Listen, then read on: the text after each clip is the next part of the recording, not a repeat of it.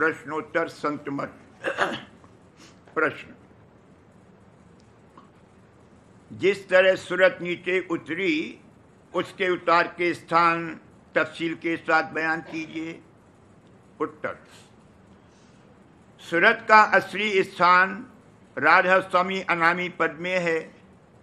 यहाँ कोई बिरले ही पहुँचते हैं और उन्हीं को परम संत कहते हैं।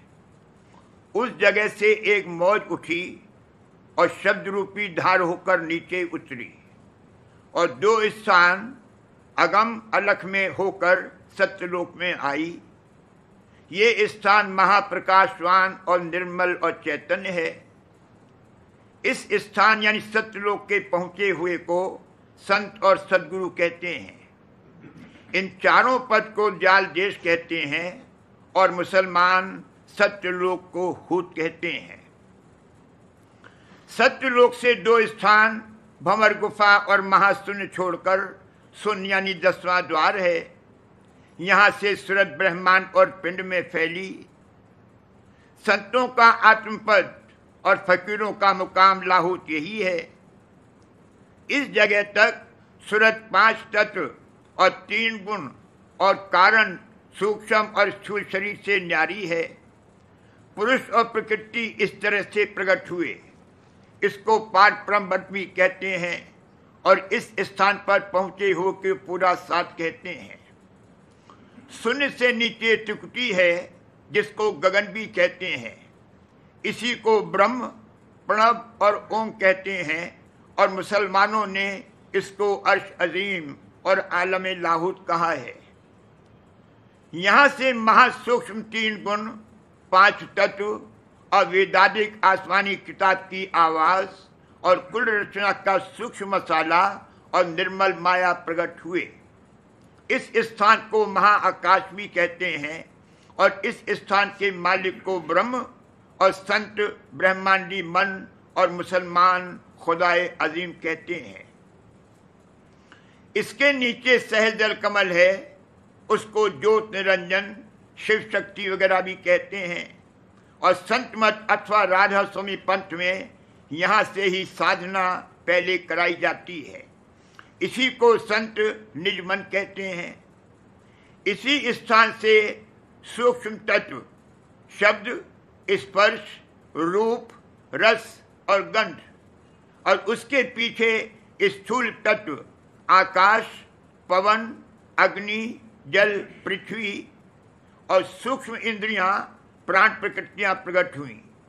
इसी स्थान का प्रतिबिंब या छाया पहले तीसरे तिल में जो आंखों के पीछे मध्य में है और फिर दोनों आंखों में उसकी धार आकर ठहरी हुई है और इसी स्थान यानी सहज जल कमल से चिदाकाश यानी चैतन्य आकाश, जिसको बाजे ज्ञानी ब्रह्म कहते हैं, सारे पिंड अथवा देह में और कुल रचना में जो इस स्थान से नीचे है फैला हुआ है और इसी को व्यापक चैतन्य कहते हैं।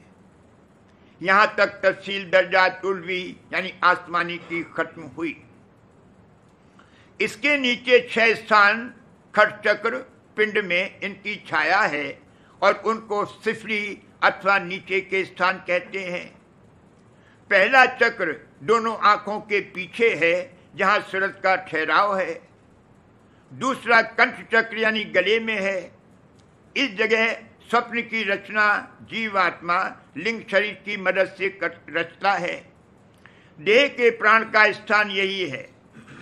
तीसरा चक्र हृदय में है और पिंडी मन का यही स्थान है। संकल्प विकल्प इसी जगह से उठते हैं। खुशी, रंज, आशा, निराशा, डर, निडरता, सुख और दुख वगैरह का असर इसी स्थान पर होता है। चौथा चक्र नाभि कमल और स्थूल पवन का यही भंडार है। 5वां इंद्रिय चक्र इसी स्थान से पैदावारी स्थूल शरीर की है।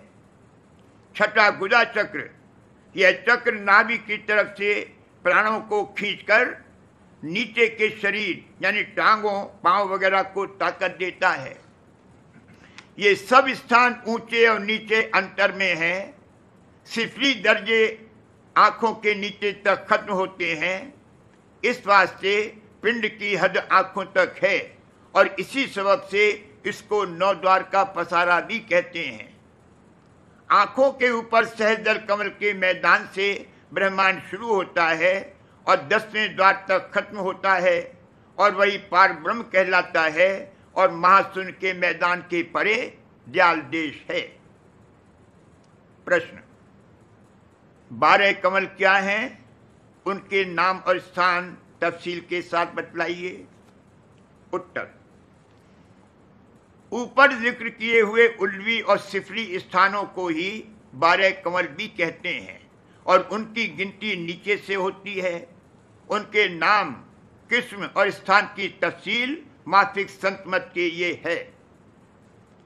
पहला गुदा चक्र, 4 दल का कमल, गणेश का बासा, जो कि अगले जमाने में योग अभ्यास इसी जगह से शुरू कराया जाता था। इस सबब से योगियों का देखा देखी गृहस्थी लोग हर एक काम के शुरू में गणेश जी की पूजा करते हैं। दूसरा इंद्री कमल, 6 दल का, ब्रह्मा यानी पैदा करने वाली शक्ति का बासा। 3 नाभि कमल, 8 दल का, विष्णु यानी पालन करने वाली शक्ति का बासा। इन 3 स्थानों यानी गुदा, इंद्री और नाभि कमल को मुसलमान नासूत कहते हैं। चौथा हृदय कमल, 12 दल का, शिव शक्ति का बासा। 5वां कंठ चक्र, 16 दल का, दुर्गा यानी इच्छा शक्ति और आत्मा का बासा। 6ठा तीसरा तिल या नेत्र, जिसको शिव नेत्र, शाम शेत वगैरह नाम भी कहते हैं, 2 दल का, सुरत यानी परम आत्मा का बासा। शुरू में इस जगह सुरत को समेटना चाहिए। इस स्थान के साथ अंतःकरण की डोर लगी हुई है और अंतःकरण के साथ 10 इंद्रियों वगैरह की।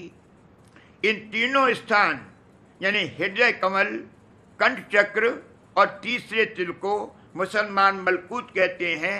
यहाँ तक सिफली स्थानों की हद है। 7वां सहस्त्र कमल, शेर शाम, 8 दल का, ज्योत निरंजन का बासा। यहाँ से 2 आवाज आसमानी निकलती हैं, यानी शब्द प्रकट होता है, उसको पकड़कर सूरज ऊपर को चढ़ती है।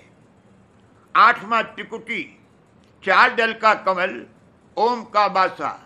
ये त्रिकुटी संतों की है, योगेश्वरों की नहीं है। इसको हंसमुखी कहते हैं। इन दोनों कमलों यानी सहस्त्र कमल और त्रिकुटी को मुसलमान जबरूत और लाहूत कहते हैं। 9वां शून्य या 10वां द्वार, 1 दल का कमल, पार ब्रह्म का बासा। मुसलमान फकीर इसको हाहूत कहते हैं। यहाँ उल्वी स्थान खत्म हुए।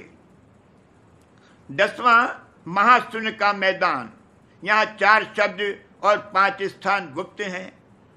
11वां भंवर गुफा, मुसलमान इसको हुतल हूत कहते हैं, सोहंग पुरुष का बासा। ये सोहंग स्वासा का सोहंग नहीं है।